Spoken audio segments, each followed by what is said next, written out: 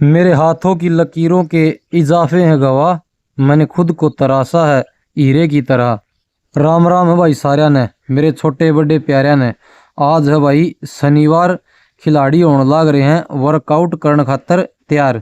जब तक खिलाड़ी वार्म अप हो से मत हमने सैंड ट्रेनिंग तय परिचित करवा दूं। सैंड ट्रेनिंग के फायदे हो और के नुकसान हो ढंग से समझा दूं। जिस खिलाड़ी का द्वारा सैंड ट्रेनिंग करी जाएगी उस खिलाड़ी का हैमस्ट्रिंग, काफ और ग्लूटियस में बढ़िया पावर भरी जाएगी। अगर सैंड ट्रेनिंग स्लो स्लो लंबा टाइम तक करोगे तो जनरल एंडोरेंस, और फास्ट करोगे तो स्पीड एंडोरेंस का काम होगा। जिस खिलाड़ी का एंकल में इंजरी है, अचाइली टेंडनाइटिस में इंजरी है, काफ में इंजरी है, अगर वो खिलाड़ी सैंड ट्रेनिंग करेगा तो फिर उसका दर्द ज़्यादा होगा और वो सैंड ट्रेनिंग करके न बुरी तरह होगा। बड़का ने बढ़िया करया वार्म अप करके स्टाइड लगाए चार स्टाइड लगा के बालक हो गए सैंड ट्रेनिंग करने खातर बढ़िया तरीके से तैयार। जब तक बालका ने करया टिब्बा मैंने ठाया फोन और फोन में लिख दिया बढ़िया सी कविता है इस प्रकार, ध्यान से सुनियो मेरे यार।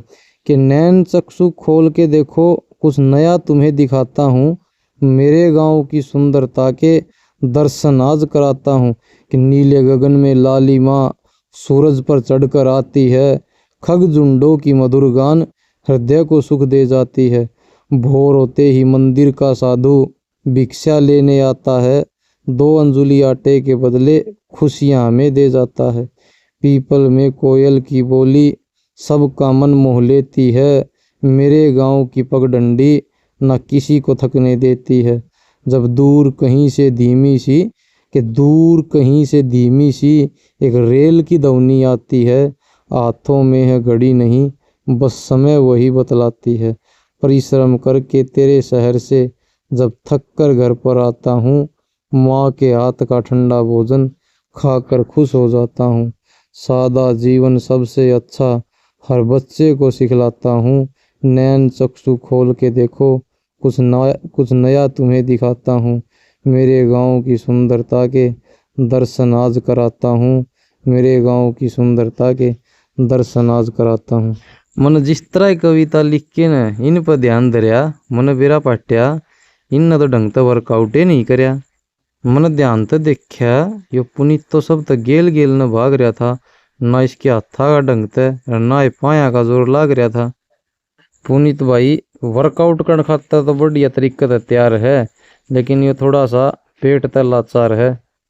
आज इन मत ठीक वर्कआउट करनी है।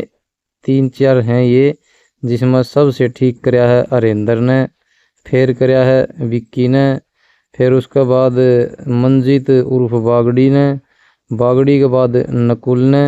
लेकिन सबसे ज़्यादा जो पॉइंट मिलने चाहिए वो मिलेंगे भाई पुनीत ने, क्योंकि जितना इन मत कोई समय वेट को नहीं, इतना इसमें वेट है। उस वेट ने यो लेके 100% अपना देने का लाग रहा है। अगर इन 10 बार क्लिम्बिंग करी है तो इसने भी दुख सुख पाके न 10 बार इनके साथ पूरी की पूरी वर्कआउट पूरा कराया है। वर्कआउट पूरा करके न ये फिर भी रेस्ट करने का लाग गए थे, लेकिन ये धीरे धीरे इनका साथ चढ़ता रहा, इनका नहीं देखता रहा है। ये भाग के चढ़े थे, ये पैदल चढ़ा था, लेकिन वर्कआउट इसने पूरा कराया है। इन सारे ने 10 बार क्लिम्बिंग करी, क्लिम्बिंग करते करते बढ़िया तरीके से रोना हो रहे थे।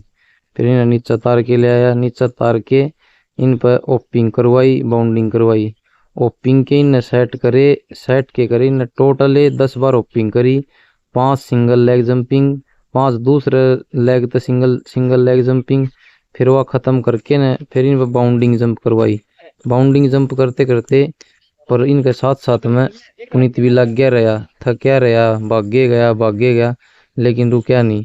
100% डेडिकेटेड अगर इनमें कोई है तो वो पुनीत है, क्योंकि पुनीत में वेट ज़्यादा है, और वेट ज़्यादा लेने के साथ फिर यो परेशान होता इसने उल्टी भी होने लगी थी, उल्टी ये रही। लेकिन मुँह तो इसने एक बार भी नू नहीं कही कि मैं भाई साहब वर्कआउट को नहीं करूं। लग गया रहा करता रहा। तो मेरे कहने का मतलब ये जो बालक करड़ा जी करके, अपना हरियाणवी लैंग्वेज में कह दिया कर, करड़ा जी करके न जी दारी तय वर्कआउट करता रहेगा, वो 100% रिजल्ट निकाल के देगा।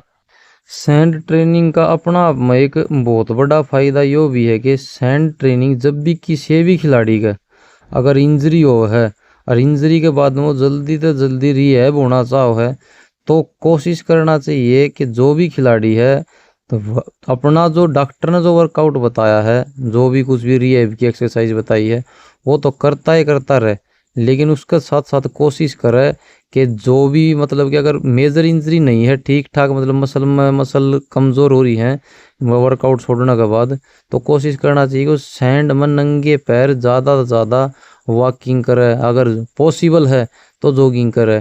क्योंकि जैसे ही वो सैंड ट्रेनिंग तो ले नहीं कर सकता, लेकिन वो सैंड पर नंगे पैर रेत पर नंगे पैर चल लगा तो उसकी मसल्स जो हैं मतलब अच्छे तरीके से काम करती रहेंगी और उसका इतना जोर भी नहीं पड़ेगा। और उसने रिहैब करने में रेत में चलना भी अपना आप में बहुत ज़्यादा फायदेमंद साबित हो है। तो कोशिश करनी चाहिए जो भी खिलाड़ी थोड़ी छोटी मोटी इंजरी तो जैसे हैमस्ट्रिंग में इंजरी होगी, काफ में इंजरी होगी, तो धीरे धीरे रिहैब करने का टाइम पर रेत में नंगे पैर चाल के आ जा। थोड़ा ज़्यादा रेत हो उसमें अपना मतलब कि क्वाड्रिसेप्स पर काम होता रहे, हैमस्ट्रिंग पर काम होता रहे, ग्लूटियस मीडियस ये जो मसल्स हैं मेजर मसल्स उन पर काम होता रहे तो जल्दी रिहैब हो जाए खिलाड़ी।